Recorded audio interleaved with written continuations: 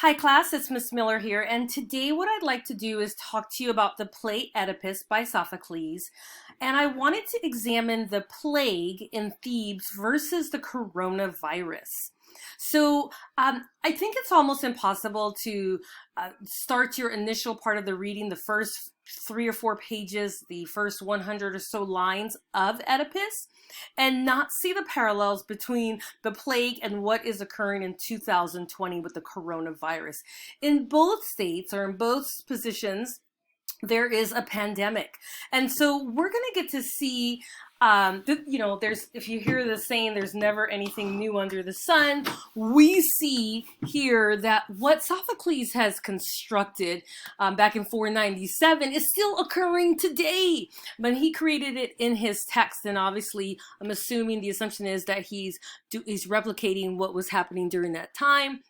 And they go about it a different way, but it's interesting to see. So I do want to say before we start that the purpose of this tutorial is not necessarily to discuss the coronavirus, right? But the purpose of it is for you to understand the plague in Thebes, and this plague that sort of transcends throughout the entire text. It happens from the beginning to the end, and it doesn't really go away until the issue is resolved. So we are going to juxtapose or compare the plague to the coronavirus just so you understand the plague more clearly, just so you get the first few pages of the text and you understand the purpose of the chorus and their conversation, as well as Oedipus speaking to the people in the play.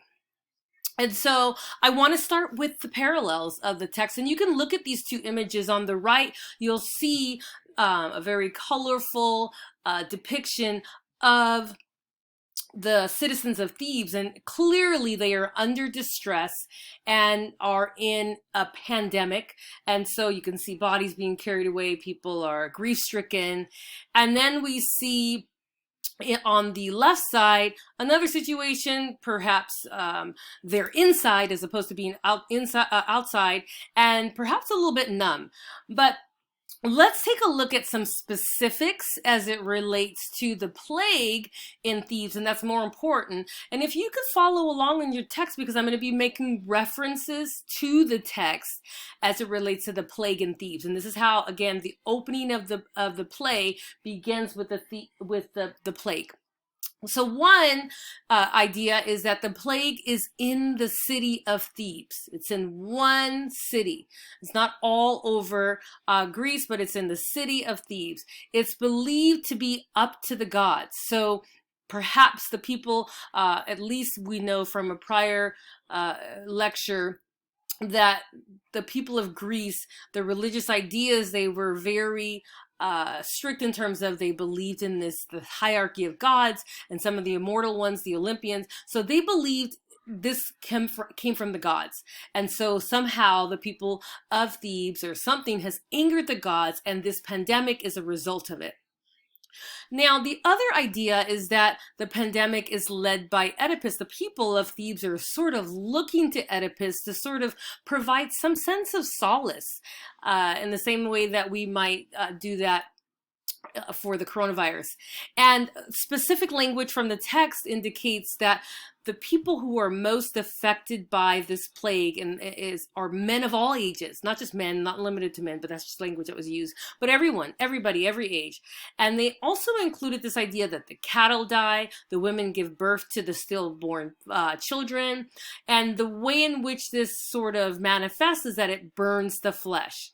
Okay, so the people look to the king of Thebes, and that would be Oedipus, and they describe him as the liberator. This is the individual who they feel will set them free from this plague. And Oedipus has, and when you read the first few pages of the text, you'll see that Oedipus feels a tremendous burden to sort of eliminate the plague from Thebes. So he goes as far as to send his brother-in-law or his uncle. He sent Creon, right? And Creon is Jocasta's brother, and Jocasta is Oedipus's wife, right? If you can follow this family tree. And he sent Creon to the Delphi for the oracle to figure out like what what is it? What's the fate? What is the prophet? What are we gonna? What is happening here? And the other element of the plague in Thebes is that it is infectious, right? It spreads, and you can see that the people are dying and the despair that they are experiencing. So the coronavirus, right? The difference here is that it extends beyond the city of Chino Hills, Cerritos, Downey, wherever you're from. It's a global epidemic, right? It's controlled by the actions of the citizens. And we sort of are looking to our governor and our president for updates and for information on just how to navigate through this coronavirus, right? And initially, it's believed to affect those over 65, and now we understand that it can affect anyone. There's no signs of animals being afflicted with the virus, and it doesn't burn our skin, but it attacks our lungs. And the cure, in the sense, would be a vaccine. And there's a tremendous burden, not on Oedipus, right? But the burden is on the doctors and the nurses to sort of figure all of this out. And this, too, is infectious, and it spreads. And the way they describe that it spreads in Oedipus, I think there was something described like lightning, like it hit hard and it was fast. So we can almost assume that the spread of the virus or the plague in Thebes is consistent with that of the coronavirus. Interesting. So here are the different matches for you to see how they all are connected. Now let's take a look at the contact, right? What does the contact look like? And so for the coronavirus, we're inside. We have to be 6 feet away from each other. You have to wear gloves. You've got to put a face mask on. In some cases, you might need to wear protective clothing. You've got to come inside and wash your clothes and wash your hands every 20 or so minutes. And then if we look at the pandemic that occurs in the first few pages of Oedipus, where they describe this pandemic, we see all of the people out and they're clinging to the altar steps. They're in the public squares. They're huddled before the shrines of Athena and Apollo's temple because they feel like that's their doctor. That is how they're going to get through this. So the contact is different here. Everyone is sort of all around each other. No one is 6 feet away. They're not inside. They're outside of the city of Thebes because they want to be at the shrine. They want to be at the symbols of their gods.